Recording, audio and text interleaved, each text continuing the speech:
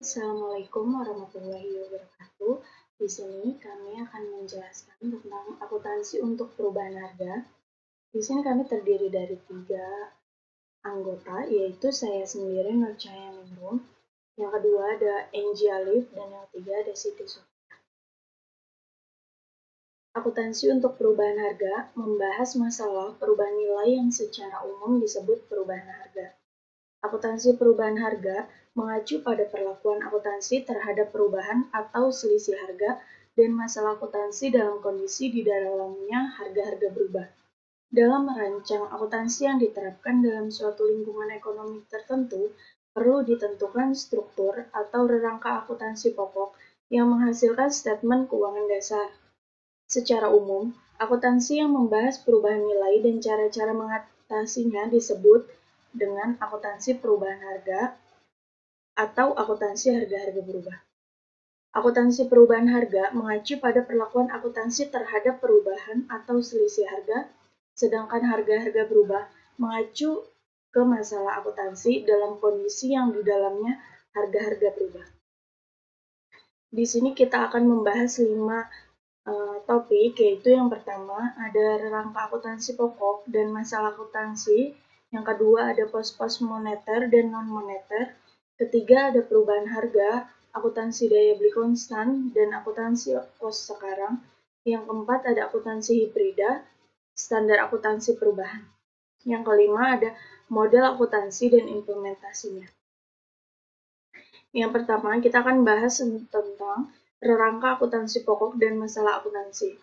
Rangka akuntansi pokok akan menentukan batas pengakuan transaksi sehingga data yang masuk dalam statement keuangan dasar akan merupakan informasi yang minimal harus dipenuhi dalam pelaporan keuangan. Akuntansi perubahan harga merupakan bagian dari pelaporan keuangan untuk mencapai tujuan penyajian informasi keuangan.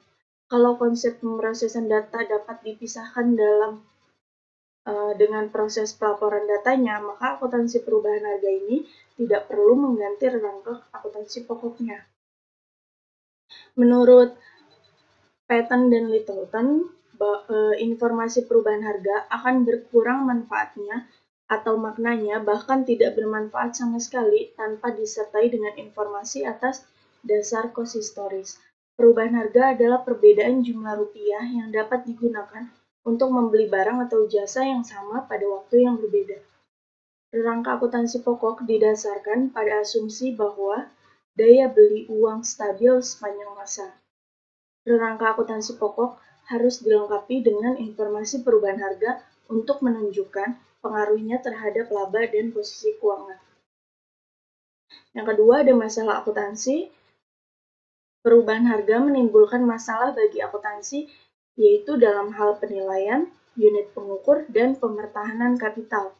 Yang pertama ada masalah penilaian, itu berkaitan dengan dasar yang harus digunakan untuk mengukur nilai pos pada suatu saat. Yang kedua dan masalah unit pengukur itu berkaitan dengan perubahan daya beli akibat perubahan tingkat harga umum. Yang ketiga ada masalah pemertahanan kapital, yaitu berkaitan dengan pengertian laba sebagai selisih dua kapital yang harus ditentukan jenisnya, yaitu finansial atau fisik. Berikut penjelasan tentang masalah akuntansi.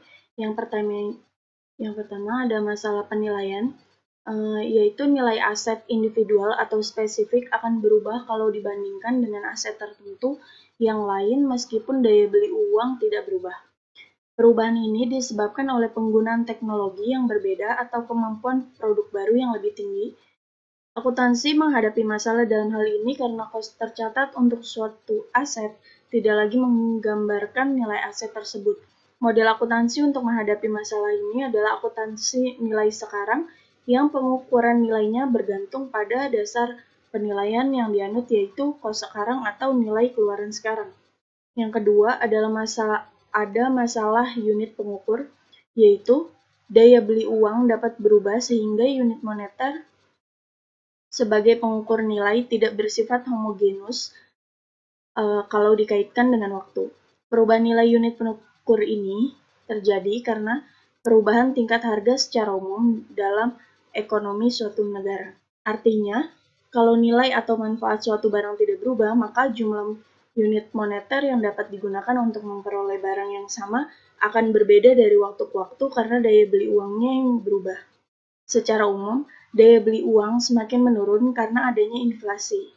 Akuntansi menghadapi masalah ini karena kos yang diukur satuan rupiah nominal tidak lagi homogenus untuk beberapa pos sehingga penjumlahan kos vertikal atau horizontal sebenarnya tidak bermakna lagi.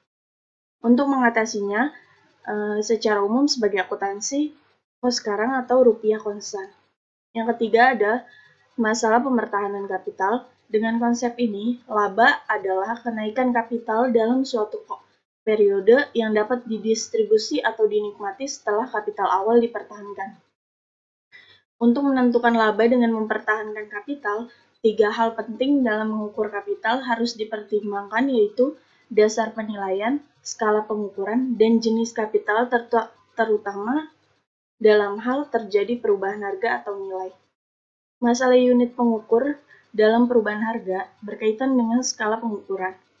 Masalah pemertahanan kapital dalam perubahan harga berkaitan dengan jenis kapital yang harus dipertahankan yaitu finansial atau fisis.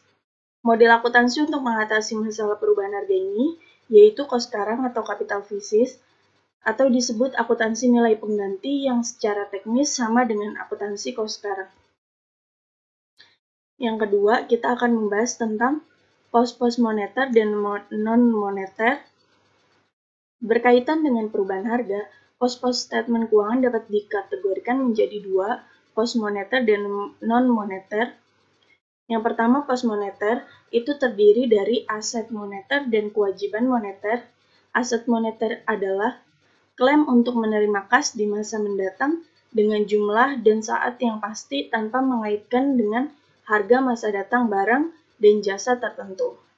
Contoh aset moneter yaitu piutang usaha. Kewajiban moneter adalah keharusan untuk membayar uang di masa mendatang dengan jumlah dan saat pembayaran yang sudah pasti. Contohnya yaitu utang dagang, utang wesel, dan utang obligasi. Yang kedua ada pos non-moneter, yaitu pos-pos selain yang bersifat moneter yang juga terdiri atas aset non-moneter dan kewajiban non-moneter. Aset non-moneter adalah aset yang mengandung jumlah rupiah yang menunjukkan nilai dan nilai tersebut berubah-ubah seiring berjalannya waktu, atau aset yang merupakan klaim untuk menerima potensi jasa atau manfaat fisis tanpa memperhatikan perubahan daya beli. Contoh aset non-moneter adalah sediaan barang dagang, fasilitas fisis, investasi dalam saham, ekuitas, dan goodwill. Yang kedua, kewajiban non-moneter, yaitu keharusan untuk menyerahkan barang dan jasa atau potensi jasa lainnya dengan kuantitas tertentu tanpa memperhatikan daya beli atau perubahan nilai barang atau potensi jasa tersebut pada saat diserahkan. Contohnya yaitu utang jaminan pelayanan gratis. Perubahan harga akuntansi daya beli konstan dan akuntansi kos sekarang. Perubahan harga mempresentasi nilai tukar barang dan jasa pada suatu saat dalam suatu lingkungan ekonomi. Secara umum, perubahan harga adalah perbedaan jumlah rupiah untuk memperoleh barang atau jasa yang sama pada waktu yang berbeda dalam pasar yang sama, yaitu masukan atau keluaran. Karakteristik perubahan harga barang dan jasa ada 3 jenis perubahan harga, yaitu pertama perubahan harga umum, kedua perubahan harga spesifik, ketiga perubahan harga relatif. Yang pertama ada perubahan harga umum, yaitu perubahan karena inflasi atau daya beli. Perubahan harga umum ditandai oleh perubahan seluruh harga barang dan jasa dengan tingkat dan arah yang sama. Inflasi dan daya beli uang. Indeks harga dapat memberi gambaran perubahan tingkat harga dari waktu ke waktu. Perubahan indeks harga merefleksi pula perubahan daya beli atau nilai tukar uang. Kenaikan indeks harga berarti penurunan daya beli, demikian pun sebaliknya. Daya beli uang adalah kemampuan satuan uang pada saat tertentu untuk ditukarkan dengan barang. Gejala kenaikan tingkat harga umum dari waktu ke waktu disebut inflasi. Inflasi ditunjukkan oleh indeks harga umum yang cenderung menaik dari waktu ke waktu. Perubahan relatif indeks harga dari periode satu ke periode berikutnya disebut dengan laju inflasi. Implikasi akuntansi. Untung atau rugi daya beli pos moneter terjadi apabila perusahaan menahan aset moneter atau mempunyai utang moneter dalam jangka waktu tertentu. Dalam kondisi inflasi, menahan aset moneter akan menimbulkan rugi daya beli. Dalam kondisi deflasi, menahan aset moneter akan memberikan untung daya beli dan menahan utang moneter akan mengakibatkan rugi daya beli. Interpretasi untung atau rugi daya beli. Jumlah rupiah untung atau rugi daya beli merupakan informasi untuk membantu pemakai dalam menentukan laba ekonomi perusahaan karena informasi tersebut berkaitan dengan seberapa jauh kapital secara ekonomik harus dipertahankan.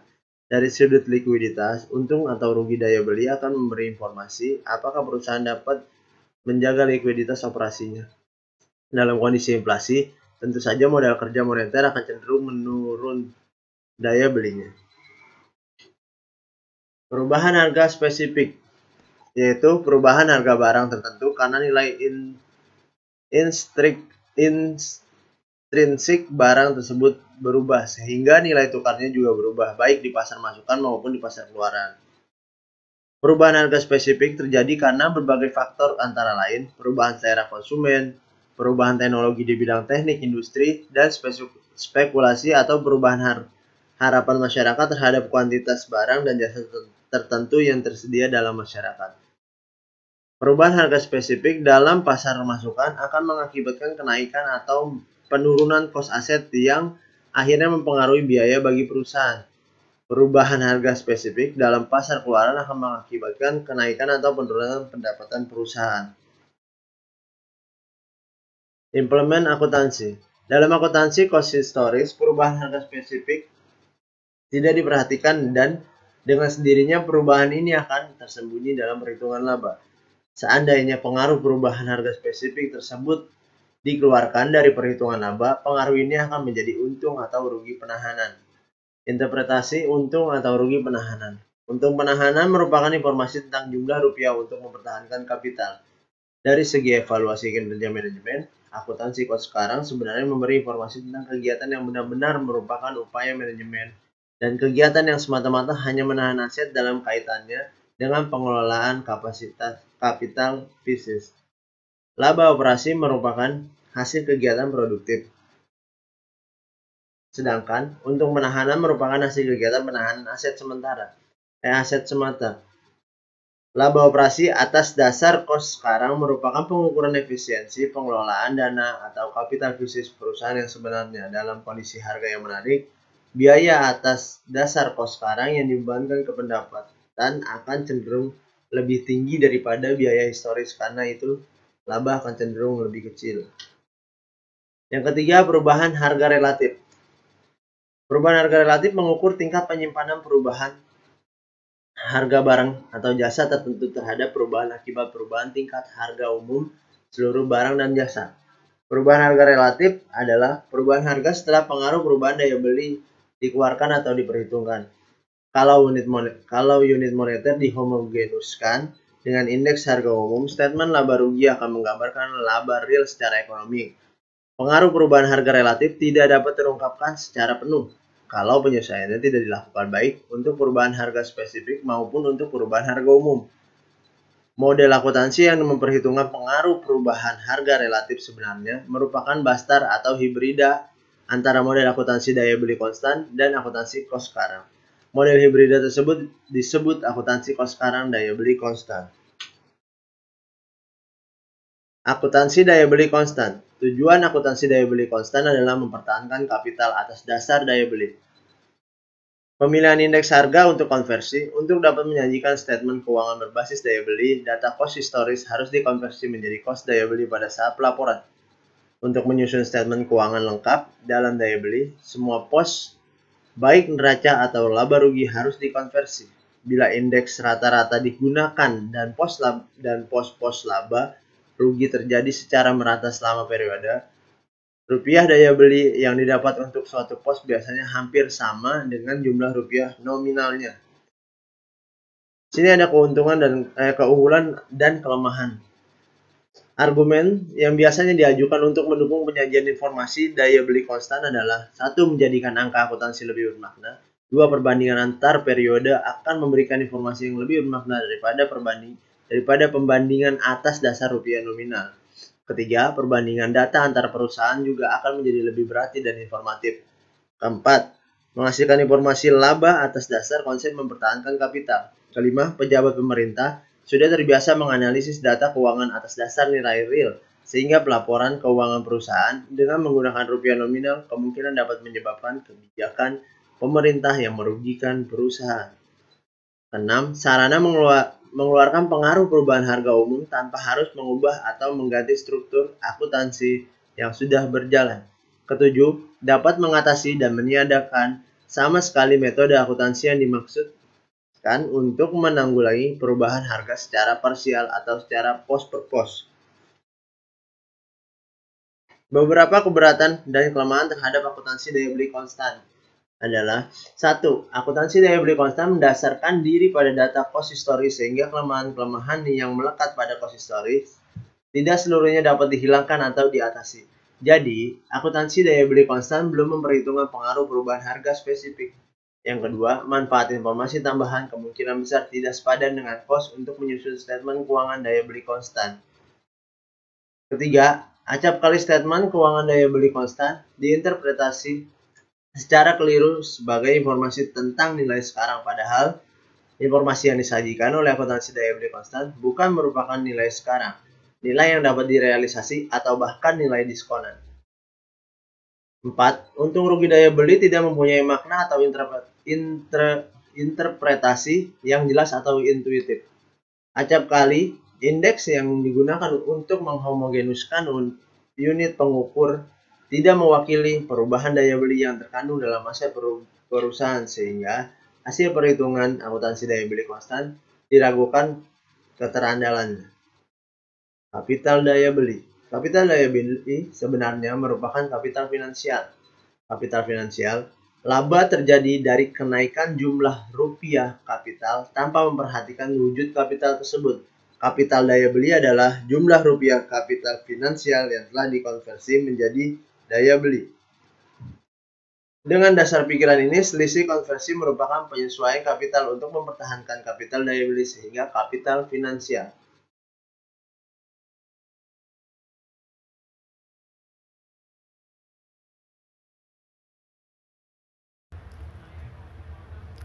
Terima kasih kepada rekan saya, Saudari Nur Cahyhningrum dan Saudara Enji Alip yang telah memaparkan materi sebelumnya. Materi selanjutnya yaitu tentang akuntansi kos sekarang, di mana akuntansi kos sekarang ini bertujuan untuk mengukur laba suatu periode dengan mempertahankan kapital sementara. Nah, dasar pengukuran kos sekarang itu ada 3. Yang pertama yaitu kos pengganti, yang kedua adalah nilai jual sekarang, dan yang ketiga adalah nilai terrealisasi harapan. Nah, kos pengganti itu akan terjadi dengan 2 unsur, yaitu unsur laba operasi dan kedua adalah unsur laba dan rugi penahanan atas perubahan harga relatif. Nah, dasar yang kedua yaitu nilai jual sekarang, di mana nilai jual sekarang itu merupakan nilai rupiah keuntungan atau perolehan yang didapat pada saat aset dijual sekarang, alih-alih aset itu dipergunakan untuk kepentingan produksi atau yang lainnya. Nah, yang ketiga ini adalah nilai terrealisasi harapan. Nilai terrealisasi harapan ini di mana untung atau rugi yang diharapkan akan diperoleh dari pengelolaan aset dan atau utang, seperti itu. Kos sekarang dan pemertahanan kapital, di mana sesuai dengan apa yang disebutkan tadi bahwa kos sekarang mengacu kepada pemertahanan kapital. Nah, kapital di sini ada 2, yaitu pertama kapital finansial dan kedua kapital fisik, di mana cara mempertahankannya itu berbeda. Untuk kapital finansial, untung dan ruginya ini diperhitungkan dalam penentuan laba periode sebagai keuntungan terrealisasi. Nah, untuk finansial thesis di mana untung atau ruginya itu diperlakukan sebagai penyesuaian entitas pemegang saham. Nah, di sini ada sumber informasi dan teknik penentuan kos sekarang, di mana ada 4 sumber informasi dan tekniknya. Yang pertama yaitu pengindeksan atau indexation, di mana indexation ini merupakan penggabungan informasi indeks harga dari pihak eksternal. Yang kedua yaitu penghargaan langsung, yaitu atau bisa disebut juga direct pricing. Ini merupakan penggabungan informasi daftar harga, kos produksi, dan informasi harga faktur sementara. Yang ketiga adalah pengkosan unit atau unit costing. Nah, unit costing itu teknis untuk barang khusus yang dimana mereka tidak mempunyai pasar keluaran. Penghargaan fungsional atau functional pricing digunakan untuk menentukan pengganti kos produksi atau proses pemrosesan seperti itu. Nah, di sini ada keunggulan dan kelemahan yang bisa teman-teman baca sendiri, di mana argumen yang diajukan untuk mendukung disediakannya informasi kos sekarang. Nah, di situ ada 6. Semuanya ada 6, bisa teman-teman baca sendiri. Dan selanjutnya memasuki kritik umum yang ditunjukkan terhadap kos sekarang. Nah, pasti konsep-konsep ini ada kritikannya, ada kelebihannya, dan ada kekurangannya. Berikut kritikan umum yang ditujukan terhadap akuntansi kos sekarang. Ini bisa teman-teman baca sendiri juga. Ada definisi yang tegas, ada pengaruh perubahan daya beli, mempertimbangkan pengaruh perubahan daya beli, konsep mempertahankan kapital, dan ada kerumitan menyusun informasi kos sekarang. Setelah itu akuntansi hibrida dan standar akuntansi perubahan, di mana akuntansi hibrida ini menggabungkan antara akuntansi kos sekarang dengan akuntansi daya beli konstan, di mana keduanya ini memiliki keunggulan yang salah satunya adalah untuk akuntansi daya beli konstan ini mengatasi permasalahan unit pengukuran yang terjadi atau yang terdeteksi dari situ. Nah, sedangkan akuntansi kos sekarang ini mengatasi masalah tentang penilaian seperti itu. Nah, di sini juga ada standar akuntansi perubahan, di mana ketika tadi perusahaan atau pihak-pihak yang bersangkutan itu sudah menentukan perencanaan statement keuangan, maka di sini yang berkewajiban menentukan kewajaran statement keuangan daya beli ini adalah auditor, di mana standar yang cukup penting yang berkaitan dengan pembahasan kali ini yaitu SFAS nomor 33 dan SFAS nomor 82 tahun 1984. Nah, ada juga SFAS nomor 89 tahun 1986. Nah, selanjutnya di sini ada model akuntansi dan implementasinya, di mana model akuntansi dan implementasinya untuk standar pelaporan perubahan harga ada 4. Yang pertama itu akuntansi kos historis. Akuntansi kos historis itu skala pengukuran nominal kapitalnya yaitu finansial. Nah, kedua untuk akuntansi daya beli konstan, untung ruginya itu ditentukan oleh indeks harga. Dan ini hanya mengatasi masalah unit pengukuran dalam akuntansi perubahan harga. Setelah itu ada akuntansi kos sekarang. Nah, ini adalah harga jual saat ini juga saat sekarang seperti itu. Ada juga akuntansi kos sekarang atau daya beli konstan. Sering juga disebut dengan akuntansi hibrida, di mana ini mengandung informasi bahwa untung perusahaan terrealisasi atas dasar kos sekarang terdiri atas rugi penahanan real dan untung penahanan moneter, seperti itu. Dan di situ ada juga model akuntansi perubahan harga ditentukan oleh kombinasi. Nah, ada 3 faktor, yaitu dasar penilaian, skala pengukuran, dan jenis kapital. Sekian materi yang dapat kami sampaikan. Kurang lebihnya mohon maaf. Wabillahi taufiq wal hidayah. Wassalamualaikum warahmatullahi wabarakatuh.